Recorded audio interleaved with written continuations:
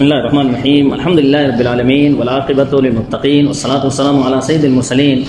نبینا محمد وعلی آلہ وصحبہ اجمعین ومن تبعہم بإحسان الی یوم الدین اما بعد۔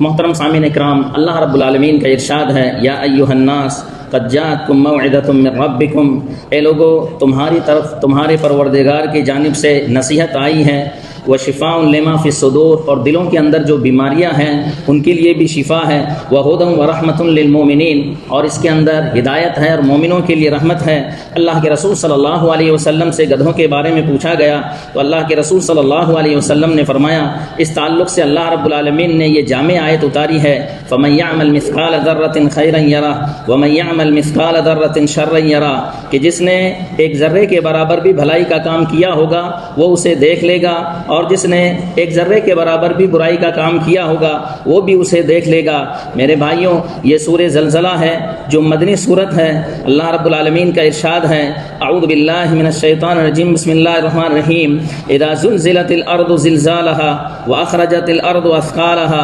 وقال الانسان ما لها يومئذ تحدث اخبارها بان ربك اوحى لها يومئذ يصدر الناس اشتاتا ليروا اعمالهم فمن يعمل مثقال ذرة خیرا یرہ ومن یعمل مثقال ذرۃ شرا یرہ۔ جب زمین انتہائی سختی کے ساتھ ہلا دی جائے گی اور اپنے اندر کے سارے بوجھ نکال کر باہر کر دے گی، اور انسان کہے گا اسے کیا ہو گیا، اس دن زمین اپنی پوری خبریں بیان کر دے گی، اس لیے کہ آپ کا رب اسے یہ حکم دے گا۔ اس دن لوگ قبروں سے نکل کر مختلف جماعتوں میں چل پڑیں گے تاکہ انہیں ان کے اعمال کا بدلہ دیا جائے، چنانچہ جس نے ذرہ برابر بھی بھلائی کی ہوگی وہ اسے دیکھ لے گا، اور جس نے ذرہ برابر بھی برائی کی ہوگی وہ بھی اسے دیکھ لے گا۔ علامہ عبد الرحمن بن ناصر السعدی رحمہ اللہ فرماتے ہیں، اللہ رب العالمین نے ان واقعات کے بارے میں آگاہ فرمایا ہے جو قیامت کے دن واقع ہوں گے۔ زمین میں زلزلہ آئے گا، وہ ہلا دی جائے گی اور وہ کانپ اٹھے گی، یہاں تک کہ اس پر موجودہ تمام عمارتیں اور تمام نشانات گر کر برابر ہو جائیں گے،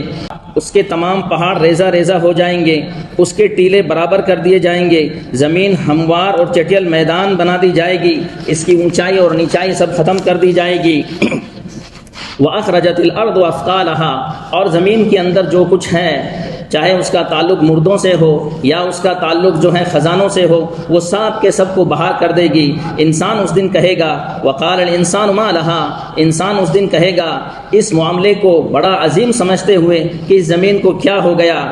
یومئذ تحدث اخبارها، کہ قیامت کے دن اس دن زمین عمل کرنے والوں کے اچھے اور برے اعمال کی گواہی دے گی، یعنی جس نے نماز ادا کی ہوگی اس کی نماز کی گواہی دے گی، اور جس نے کوئی برائی کی ہوگی اس برائی کی بھی گواہی دے گی، کیونکہ زمین بھی ان گواہوں میں شمار ہوگی جو بندوں کے خلاف ان کے اعمال کی گواہی دیں گے۔ یہ سب اس لیے ہوگا بأن ربک اوحی لها، کہ تمہارا پروردگار اس کو حکم دے گا وہ ان تمام اعمال کے بارے میں خبر دے جو اس کی سطح پر کیے گئے، پس زمین اللہ کے حکم کی کبھی بھی نافرمانی نہیں کر سکتی۔ یومئذ یصدر الناس، اس دن لوگ اللہ رب العالمین کے سامنے آئیں گے تاکہ ان کے درمیان فیصلہ کر دیا جائے، جماعت در جماعت آئیں گے، لیروا اعمالہم، تاکہ یہ اپنے اعمال کو دیکھیں، اگر اچھائی کا کام کیا ہوگا تو اچھائی کا بدلہ اس کو پورا پورا ملے گا، اور اگر برائی کا کام کیا ہوگا تو برائی کا بدلہ بھی اس کو پورا پورا دیا جائے گا۔ فمن یعمل مثقال ذرۃ خیرا یرہ، تو جس نے ایک ذرے کے برابر بھی بھلائی کا کام کیا ہوگا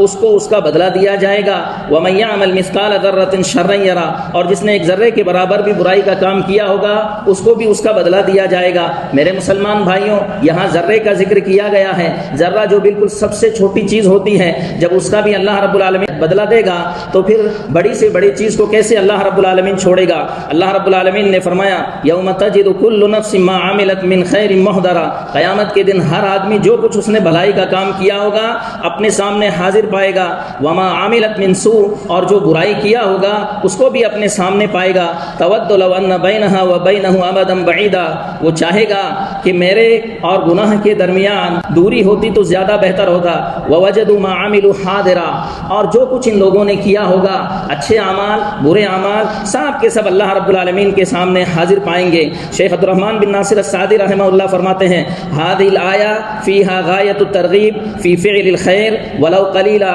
والترهيب من فعل الشر ولو حقيرا، یہ آیت اس کے اندر بہت زیادہ بھلائی کی ترغیب دی گئی ہے، چاہے اس کے اندر بھلائی چھوٹی سی ہی کیوں نہ ہو، اور برائی سے ڈرایا گیا ہے چاہے چھوٹی سے چھوٹی برائی کیوں نہ ہو۔ لا تحقرن من المعروف شیئا، کہ تم بھلائی کو کمتر مت سمجھو، ولو ان تلقى اخاك بوجه طليق،